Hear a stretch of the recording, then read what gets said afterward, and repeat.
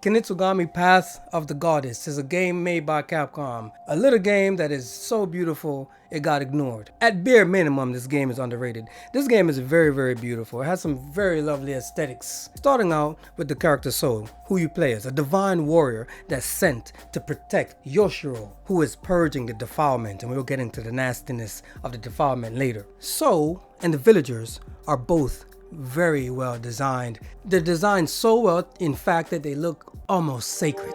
Speaking of sacred, the game has a lot of Shinto iconography because it's from the Japanese. And this is shown so well throughout the entire game, from the enemies to the level design. It just looks stunning. One of the coolest things about the visuals in this game is actually the mask that each class wears. Each class has its distinct mask. When you first find this mask, it is nothing but a wooden, bare bones mask. But as you level it up, it gets more complex and more intricate and more beautiful. So aside from the beautiful masks, when you level these guys up, they do an amazing dance or clap or some kind of cool animation. Speaking of animation, all of the animations in this game look really good. So in particular fights with power and grace. As So is fighting, So is swinging around and dancing ever so gracefully. We can't talk about the beauty of the villagers without talking about the disgusting defilement known as the Seath. Now these guys are literally the epitome of evil. They are made up of the corpses of all the dead people,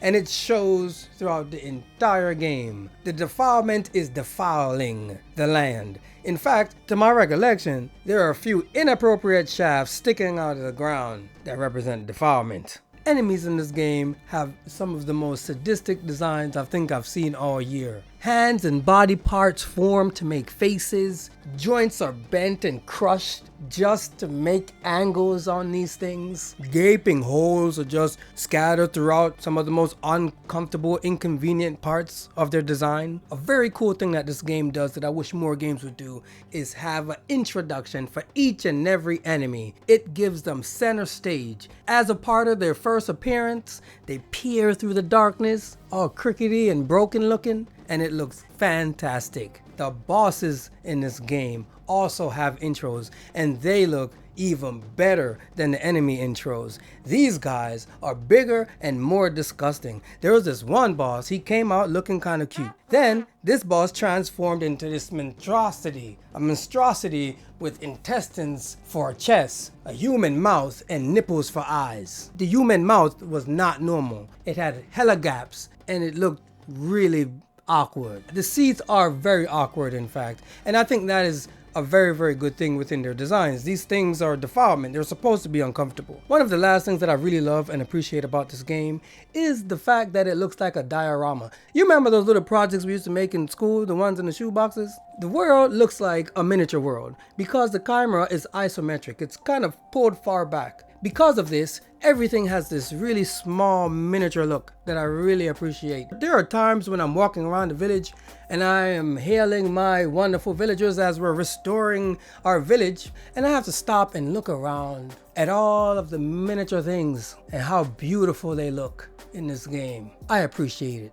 I really appreciate it. Can't talk about the good without the bad. And this is no knock towards the game or whatever, but for some reason the game, it kind of looks like it's from a previous generation. Some of the textures aren't the best, you know, but to me, aesthetics will always trump graphics, so that's not a big deal to me. Overall, check out Kunitsu Gami. This game is underrated. Not a lot of people are talking about it, and I am having a blast. It is a strategy action game, so you got to think a little bit, but there's a lot of action and it's a lot of fun. It's not too hard, you know what I'm saying, for those of us difficulty challenged people. It's a good time. For those of you who don't know who I am, my name is Jabalani Ori, artist extraordinaire, and I love to talk about the visuals in games. To see my work, head over to my website, jahbu.com. If you're on social media, you can follow me on all the socials at JAHBU_art, A-R-T. If there's a game you would like me to discuss, put it in the comment section below. If I played it, I might make a video on it. Until next time, my wonderful, beautiful people, one love, peace.